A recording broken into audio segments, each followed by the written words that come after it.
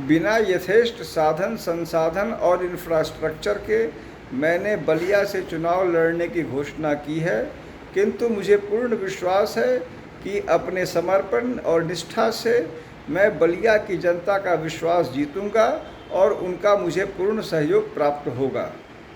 मैंने 2024 लोकसभा चुनाव बलिया से लड़ने का निर्णय लिया है।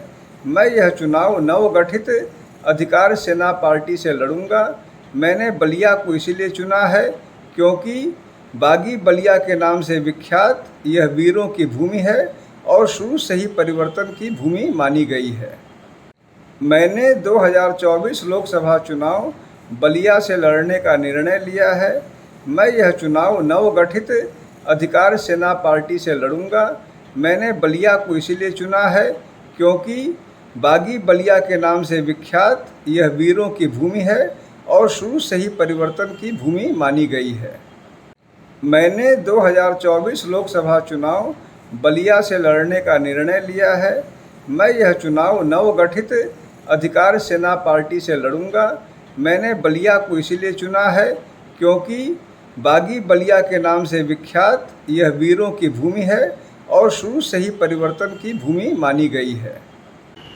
बिना यथेष्ट साधन संसाधन और इंफ्रास्ट्रक्चर के मैंने बलिया से चुनाव लड़ने की घोषणा की है, किंतु मुझे पूर्ण विश्वास है कि अपने समर्पण और निष्ठा से मैं बलिया की जनता का विश्वास जीतूंगा और उनका मुझे पूर्ण सहयोग प्राप्त होगा।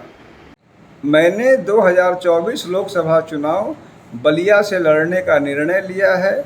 मैं यह चुनाव नवगठित अधिकार सेना पार्टी से लड़ूंगा। मैंने बलिया को इसलिए चुना है क्योंकि बागी बलिया के नाम से विख्यात यह वीरों की भूमि है और शुरू से ही परिवर्तन की भूमि मानी गई है। बिना यथेष्ट साधन संसाधन और इंफ्रास्ट्रक्चर के मैंने बलिया से चुनाव लड़ने की घोषणा की है, किंतु मुझे पूर्ण विश्वास है कि अपने समर्पण और निष्ठा से मैं बलिया की जनता का विश्वास जीतूंगा और उनका मुझे पूर्ण सहयोग प्राप्त होगा।